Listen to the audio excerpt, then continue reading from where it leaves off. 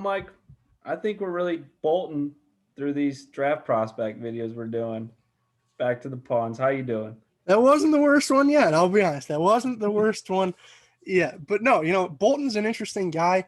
One that having watched his film and then seen retroactively where everybody else has him, an interesting guy. We'll just say that. PFF, by example, have him on their top 300 as number 22. Um, Not quite sure I saw that, but we'll just get into it, right?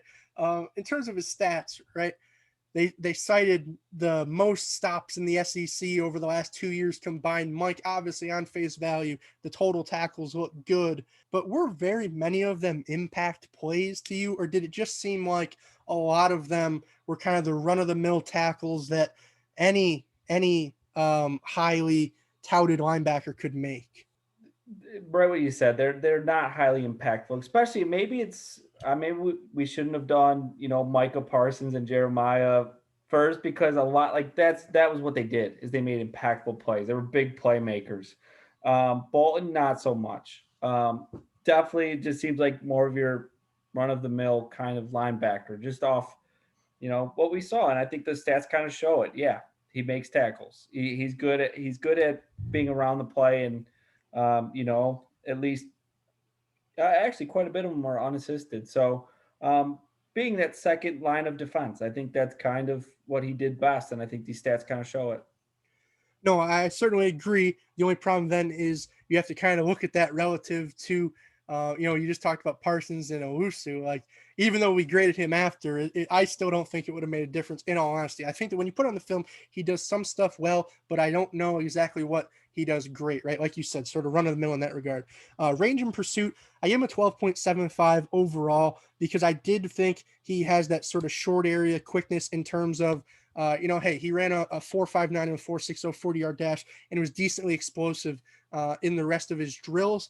I think that you sort of see that on field, although I will say the pursuit is what really held that grade down because, man, some of his angles are just highly questionable. And that's one thing that you're going to see a lot with these grades is, there's occasional solid plays here and there, but then a lot of the other plays, he's just kind of getting lost in the wash. And, it just looks like he doesn't really have a direction and really know what he should be doing, right? And I don't know if he's just not reading his keys. I don't know if he's being asked to, hey, that run is coming straight at you. Now, how about you abandon ship and go towards the opposite sea yet? I don't think that's what he's being taught. I've never heard that at least. But there's a lot of plays where that's kind of happening, right? And it's a little bit confusing. But no, coverage skills, they actually put him out on an island quite a bit in this regard in terms of against running backs out of the backfield. And maybe they shouldn't have, right? On option routes, angle routes, I felt like, he would be in good position. He'd get to the spot, to the initial spot. And then once that guy changed directions on the option or angle and cut it either diagonally, horizontally, whichever way he cut it, it just felt like Bolton was slow to react. So a 10 in coverage, maybe could have been a little bit lower in all honesty, just because that reactionary quickness wasn't there. But I still think he does have the athleticism to where he should be a little bit better than he is. Maybe you can refine that a little bit.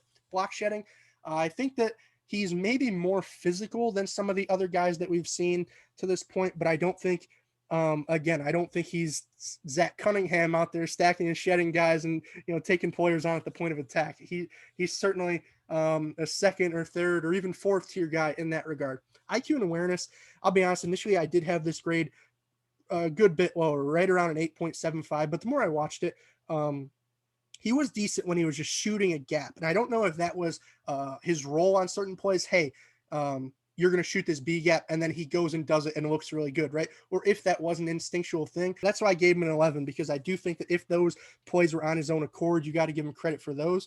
But otherwise, like I said, lost in the wash a lot of the time. Quickness and change of direction, as I said, sort of in range and pursuit. I thought he was solid. Just wish he took some better angles. And with that, I thought he could have finished a little bit better, but nothing too crazy. So Mike, 74.75 for Bolton. Certainly not the number 22 highest player to this point, in my opinion. Do you agree or no?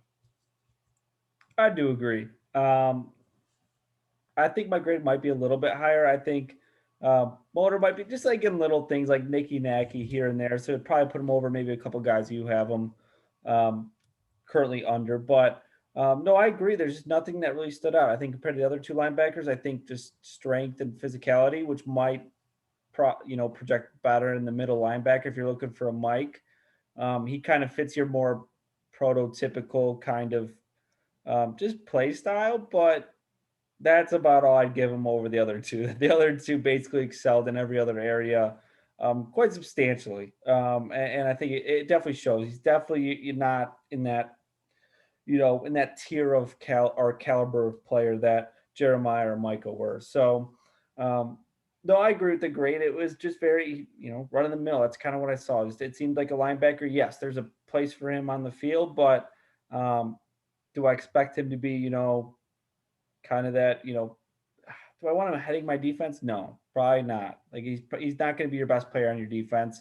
If you have some good, and we say this with every linebacker, but if you have some good D tackles, you have a good front four, front five in front of them, then yeah, I think you can make some plays. But um, if you were in a need, if you had a good front five and needed a linebacker to make plays, hopefully you drafted one of the other two because they could do more with it. And I think that's what we kind of got at is yes, he can make, he can make tackles, he can be that second line, but he's just not, he doesn't have that IQ awareness, that range pursuit, the quickness that the other two had. So, and I think it shows on film. No, I certainly agree. In that regard, I think that, could he be a 100 tackle guy in the NFL? Most definitely, right? He certainly could. But I think it's going to be very situation dependent. You look at a guy like, say, Corey Littleton, and this is why the position premium for linebackers is a little bit lower. He's behind Aaron Donald, has like 130 plus tackles in 2 career years. You send him to Oakland, and behind Mo Hurst, now he's an 80, 90 tackle guy, right? I think that that's the sort of player that Nick Bolton is, to where, going to be more situational dependent than anything. Like Mike said, if you're asking him to be the best player on your defense, you're asking the wrong question.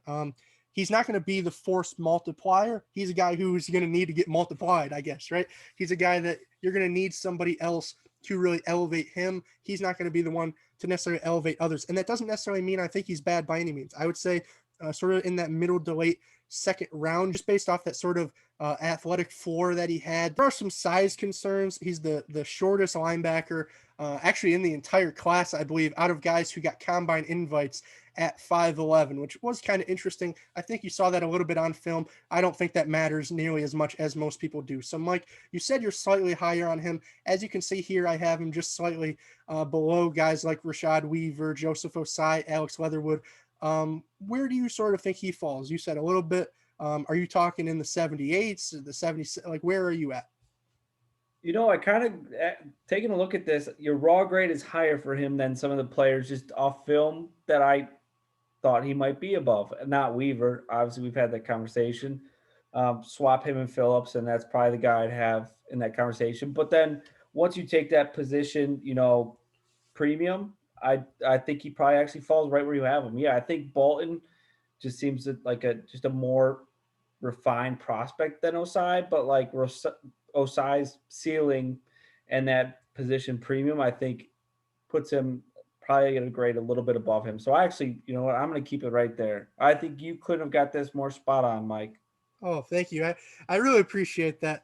I very rarely get recognized here by the unappreciative other Mike. But no, if you guys recognize this and you agree with this big board, if you think that Nick Bolton is sort of in this middle of the second round discussion, if you don't think that he's a top 25 guy, and you certainly don't want to see your team draft him in the first round, make sure you hit that like button. Make sure you leave a comment down below. If you guys have any requests in terms of future players that you might want to see, I know Mike's going on vacation, so I don't know if he'll be in on some of the videos, but I'll most certainly do my best to try and nail out some of these requests. And other than that, if you make a request and you want to see it come to fruition, make sure you subscribe, right? Obviously, you want to see those videos in your subscription box. And with that being said, Mike, do you have anything else or what? I think we mic'd up and we micing out. Peace, Doses. guys.